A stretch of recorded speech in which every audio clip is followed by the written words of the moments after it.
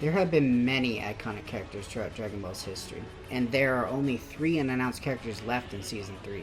We don't know if there's going to be a Season 4, so who will Bandai put in the game? I'm going to list characters in order of their appearance in the franchise that I think would be fun additions to the game, but probably wouldn't make the final cut. This is 10 characters we should get in Dragon Ball FighterZ, but probably won't. Number 1, Jackie Chun. So this one's not exactly a character, more of a alter ego for Master Roshi, but Jackie Chun was really fun in the original Dragon Ball show. Master Roshi used this disguise in the first 2 World's Martial Arts Tournament to try and teach Goku that there would always be someone stronger than him, and keep him motivated to get stronger. An argument I've seen as to why this Jackie Chun alter ego should be added rather than Roshi is nearly every technique and examples of Roshi fighting comes from when he was Jackie Chun, with the exception of the Mafuba and the Kamehameha, which Jackie Chun also used to blow up the moon during the first World Martial Arts Tournament. However, they probably would not use Jackie Chun due to the fact that Roshi had involvement in the Tournament of Power arc, and he clearly is more well known as Roshi, the Turtle Hermit. I mean, my channel is called Wish for Roshi, not Wish for Jackie Chun, after all. So as much as even I like the character, or this disguise, I don't see them adding it to the game. Another reason why people don't think they would add Roshi altogether is the fact that he can't fly. This was a technique the Crane Hermit developed, so there's kind of a Dragon Ball theory going around to this the reason why Master Roshi never developed it himself. But something to take note of, in episode 8 of Dragon Ball, Roshi flies on a spinning rocket-powered tortoise called Baby Gamuda, which actually makes an appearance again in Dragon Ball Super, which also might be the reason he never learned to fly. But regardless, he should use the Baby Gamuda to Super Dash to the enemy in Fighters. It would be a bit different than like other Super Dashes, but I'm sure Arc System Works can make it look great. Also, it just would look badass. Just spinning on this turtle toward the enemy. But if they do add Roshi, they really should get a lot of his moveset from when he was Jackie Chun. Also, if they add Roshi, please give us a Jackie Chun costume. Please. Number 2, Mercenary Tao. Mercenary Tao made his debut in episode 58 of Dragon Ball. He was really the first antagonist in the story who posed a real mortal threat to Goku, nearly killing him. He was in quite a few episodes, so Arc System Works should have a decent amount of source material to pull from, including the Dodon Ray. Like Roshi's Super Dash issue, he also is not able to fly. He gets around by throwing large objects, jumping on them as they fly through the air in projectile motion. I mean, come on. Don't tell me it wouldn't be badass if he rode on a giant stone pillar at the enemy to Super Dash. I honestly don't think the Super Dash issue, quote unquote, is as big of a deal as everyone wants to make it out to be. I think with just a little bit of creativity, we can get around this issue. Baby Gamuda for Master Roshi, throwing a pillar and riding it for Mercenary Tao. I think there's ways around it other than like the what we've seen in past games with the jetpack, because I think the jetpack's kind of a cop-out explanation as to how the character's going to super dash or fly or something to that effect. Mercenary Tao also did this move in the show where he killed General Blue by jabbing his tongue into his temple. Wouldn't it be cool if Mercenary Tao's level 3 was where he jabbed his tongue into, say, Zamasu's head or something? I don't know. I think that'd be cool. Mercenary Tao would probably never be added to the game, though. He's too obscure of a character and is not highly anticipated or wanted by the fans. If it does happen, though, please just don't give us the cyborg version. I would cry. Number 3, King Piccolo.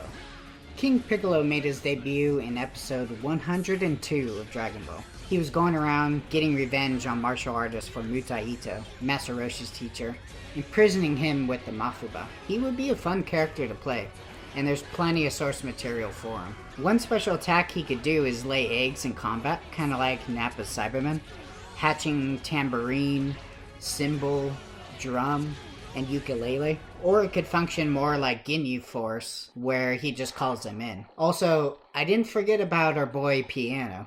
He just doesn't fight. As cool as I think this character would be, I don't think Bandai would do it. We already have the Cybermen for Nappa. We already have the Ginyu Force. You know, I don't think that they would add another character just to have another one like that. And the developers might see it as just another Piccolo. But we have every type of Goku under the sun. Why not another incarnation of Piccolo? Oh well.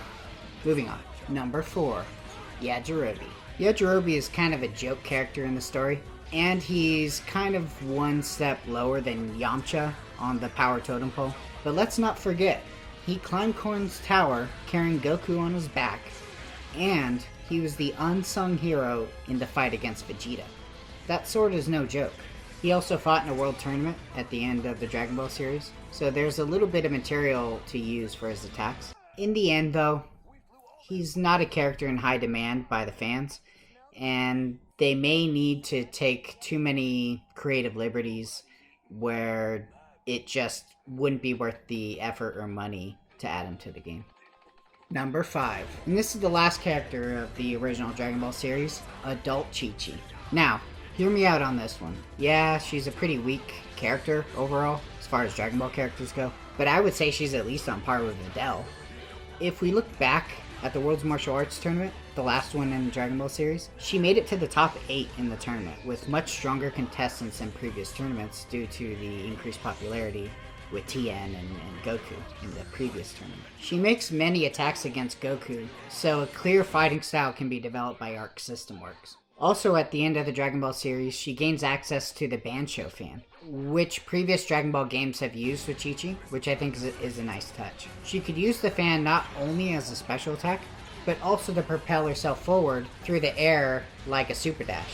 I think it'd be pretty cool. And the Bancho fan in the lore has plenty of wind power to propel Chichi through the air like that. But again, I don't think this would happen because I don't think this character is in high demand, and people already kind of satisfied with Adele being like the weaker human character. But I do really love Chichi in this part of Dragon Ball. Her character was, a very loving and compassionate character, and when we get into Z, she loses a lot of those qualities.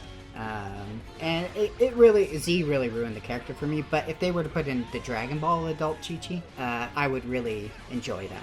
Number 6, Kid Gohan. I really wish this one was not on my list. I really do. Watching Gohan progress, train with Piccolo, go to Namek, and grow into his character was one of the most satisfying character arcs in the show. But I'm not gonna lie, the main reason I want him in the game is really to have an Ozaru transformation. I mean, he's really our last chance to have an Ozaru transformation in the game. I was so sad that base Vegeta didn't have an Ozaru level 3. Maybe as a one-time use like Tien's Chaozu level 3 or something. But alas, we still have no Giant Ape.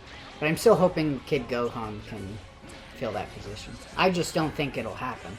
I think the developers are satisfied with Teen Gohan and Adult Gohan. Also, in Season 2, fan voting data, Kid Gohan was not even in the top 16.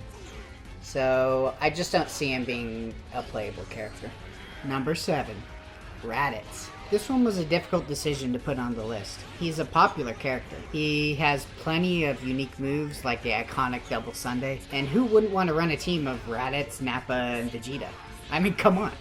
I've been holding out for this character's release since Season 1, and at this point, if they haven't released him, I don't think they will. However, I will say that he did make the top 16 of most wanted characters in Season 2. And of all the characters on this list, this one might have the best shot of being playable in fighters. Number 8.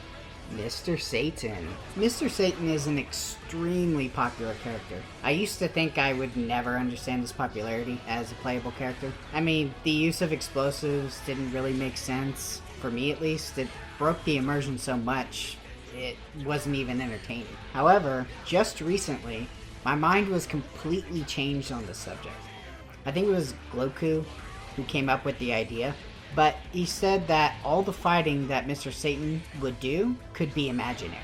Like it's a story he would tell how he could have beaten this person and how it would have happened. And his level 3 could be the Super Hercule transformation where he goes, you know, Super Saiyan. This is a much better justification for how Mr. Satan fights these super powered characters, besides just using bombs.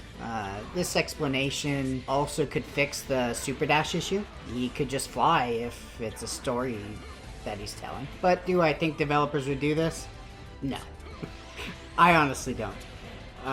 They have indicated before that they don't want joke characters, and while this explanation is cool and even convinced me to change my mind about having him in the game, it's still very much a joke. Moving on. Number 9.